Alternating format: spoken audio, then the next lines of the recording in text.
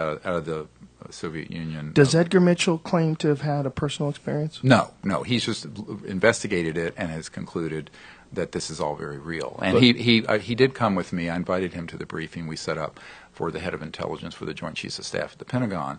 I think it was very interesting for him to have learned that people at that level were shaken to their foundations because they concluded this was all real. But when they made inquiries, they were being lied to and denied access. And so this brings up this question: who's running this show, and who the foxes are guarding the hen house, and this is exactly goes back to Eisenhower's warning. But we're 50 years into that era now, and so half a century later, as big of a screw up as it was in 1961 when Eisenhower warned us about it, it's 10 times worse than that now, and so much so that I have concluded that the way we change the dynamic on this is that the people will lead, the leaders will have to follow. We do the disclosure. We bring out these technologies. We set up teams to make contact, and we just bypass the government. The evidence that you have, this or possible evidence of this alien life, before that, this is a more recent thing. This is fairly recent, right? Before that, what was the most compelling piece of physical evidence that you've ever encountered? I would have to say that it's these really well-documented, complex cases that involve documents, radar cases with photographs, and multiple corroborating credible witnesses such as pilots. What about landing sites? I mean, we do. And I actually have been given materials from where the sites have landed, and they're very anomalous. A great case that's in the French files that they released in the Japan, what's it called, Japan, this the space agency like NASA, release was the Provence case of 1981, I believe, when one of these objects landed in a lavender field, of all places. Must have smelled awesome. Yeah. Well, it was a commercial lavender farm, and so cool. And it was wee hours of the morning, and this thing lands. The farmer comes out, and it's this disc-shaped craft. How large? I think it was in the 50-foot diameter range. And there were these little beings outside picking lavender. Now, this sounds crazy, like something out of a science fiction movie. Like how little? Like your little guy? No, these were, from what I remember, like 4 feet, 5 feet, in that range. And then, but it left this spot where it had landed, and there were anomalies, electromagnetic sort of radiation into the soil, and this was actually studied by the French government, concluded to be an absolutely real case, just like the Bentwaters Royal Air Force Base case in England was determined to be an authentic case of a landing. So these sort of landing cases that have also now, at the time, there weren't many people coming forward. Now we have all these military people coming forward corroborating they were there, they saw this, and now the documents are getting released from the UK and France. But in the United States, it's still a black hole. Now we're going to play your trailer for the upcoming film, Sirius. You got it pulled up, Brian? Yep.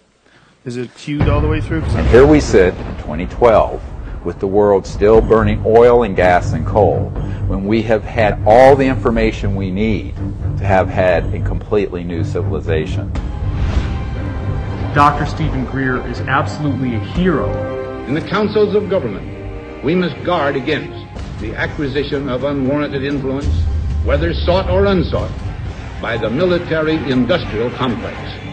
You know, hundreds of billions of dollars. I think the public would be a little annoyed. All right, sit down and shut up.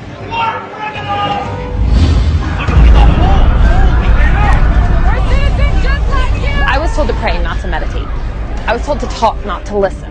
I'm learning to listen. The primary purpose is to train people to understand these other civilizations and their cultures. I don't give a goddamn what anybody else says about it. I saw that. But who do you tell without them looking at you like you ain't wrapped too tight? And I was a part of a United States Air Force cover-up for 18 years.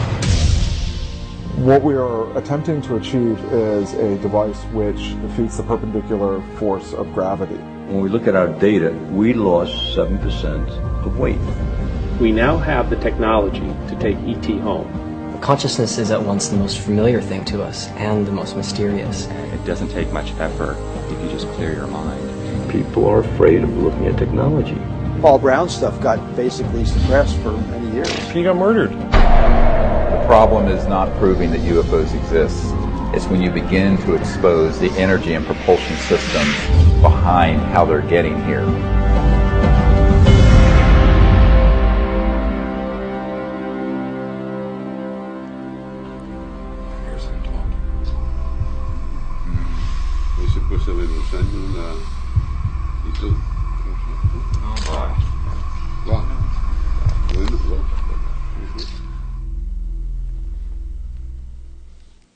That little thing freaked me out.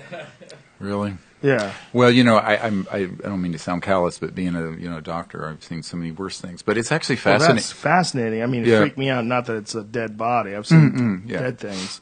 It freaked me out that might be a life form. By the way, well, it was a life form. We know for a fact it was a life form. What it was is what we're investigating. And I think that one of our witnesses who was on a retrieval team of retrieving extraterrestrial bodies from craft that we had targeted, has talked about the fact that there are many different species that had been cataloged over the years. And at one point, I think it was in the late 60s, there were like 68 or 69 or something in that range.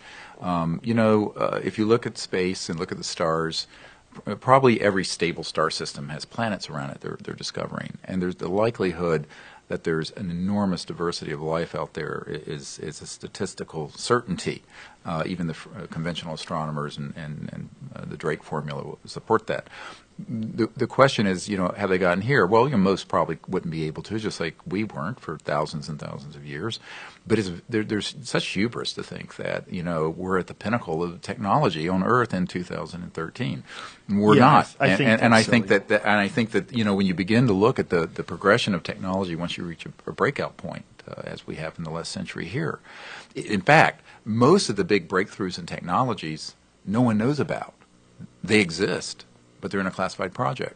And that's, I think, as big or a bigger story than the ET story, is the fact that there is a cabal of, as I said, sociopathic, misanthropic folks who have decided their macroeconomic grip on power needs to be maintained through this sort of ruthless secrecy, and where they keep from the public this information, not because they think people are going to hurl themselves off the Brooklyn Bridge because we're not alone in the universe, but because when this comes out and this information comes out, it means that the sciences already exist so that we can get off oil and gas and coal. And you know what? A Goldman Sachs guy said that's a $600 trillion nut you're cracking right there.